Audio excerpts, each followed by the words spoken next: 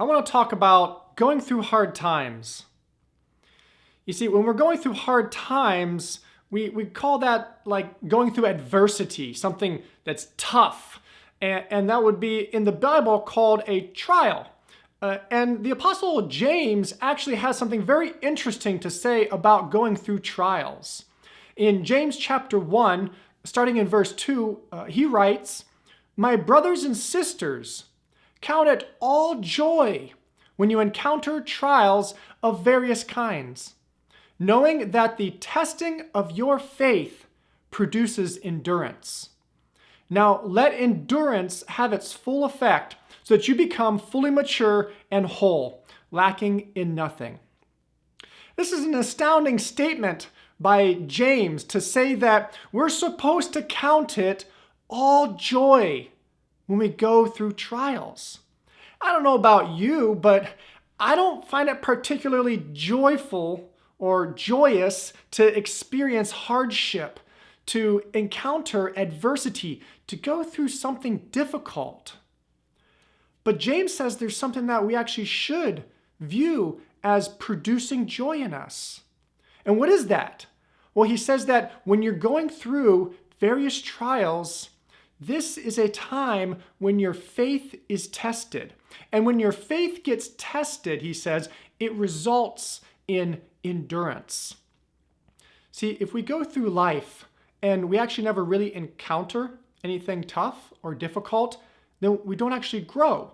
We don't have something to cause us to expand and rise above where we currently are.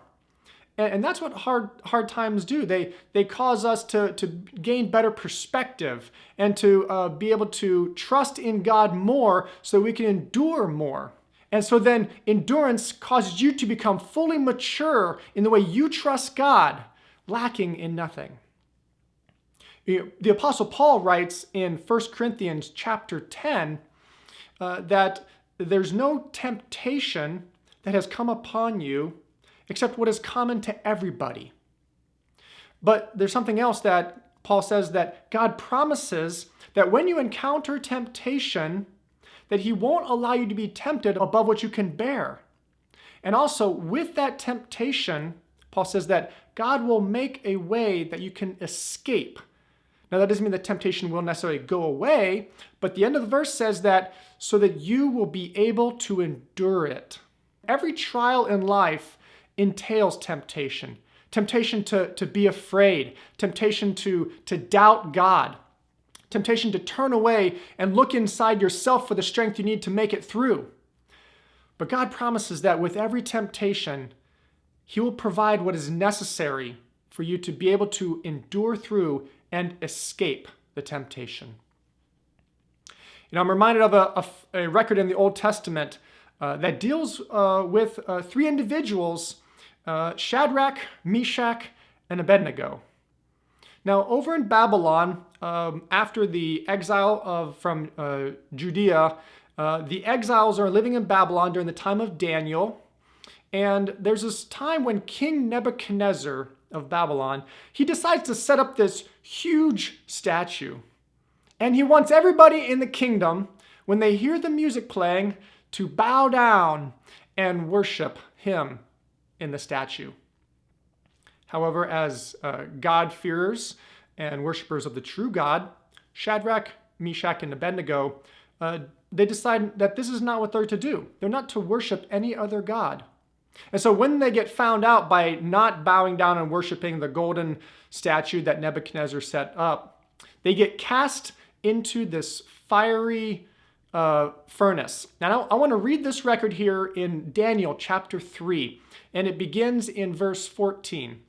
Nebuchadnezzar said to them, this is to Shadrach, Meshach, and Abednego, "Is it true, Shadrach, Meshach, and Abednego, that you refuse to serve my gods or to worship the gold statue I have set up?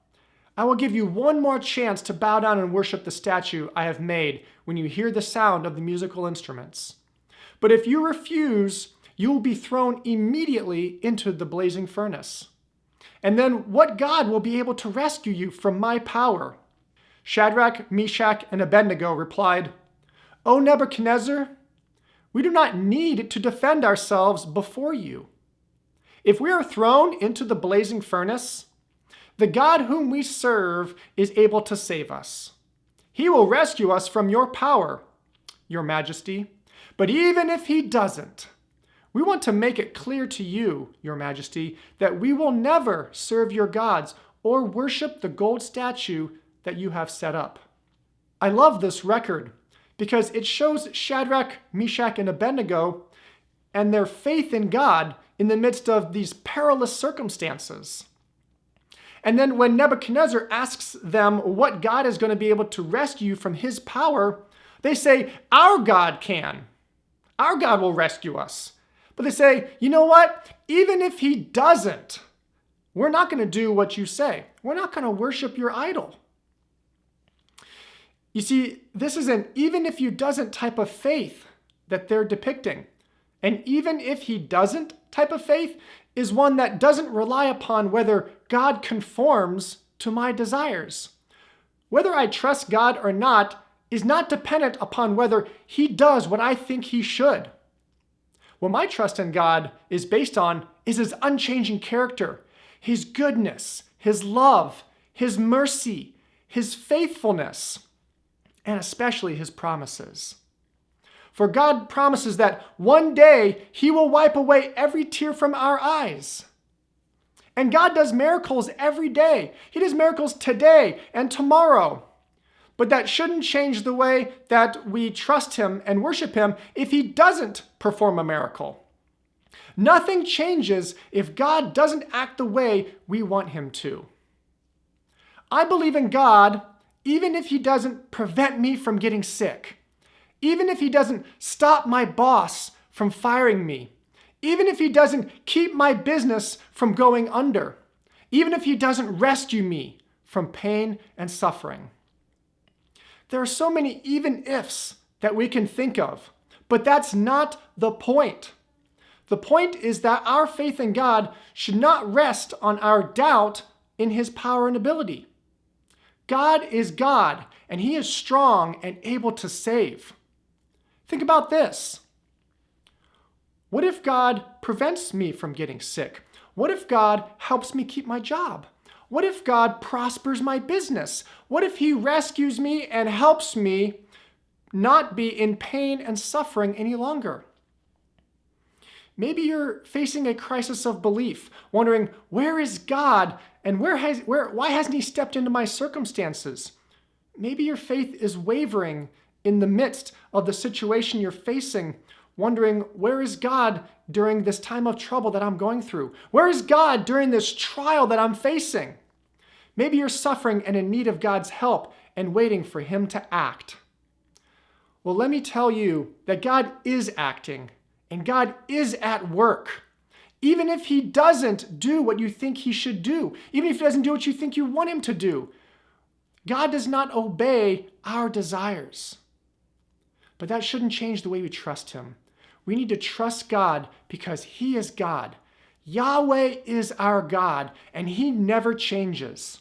And we know that God is good, and God has our best interests in mind, and he takes everything that happens, and he works for our good.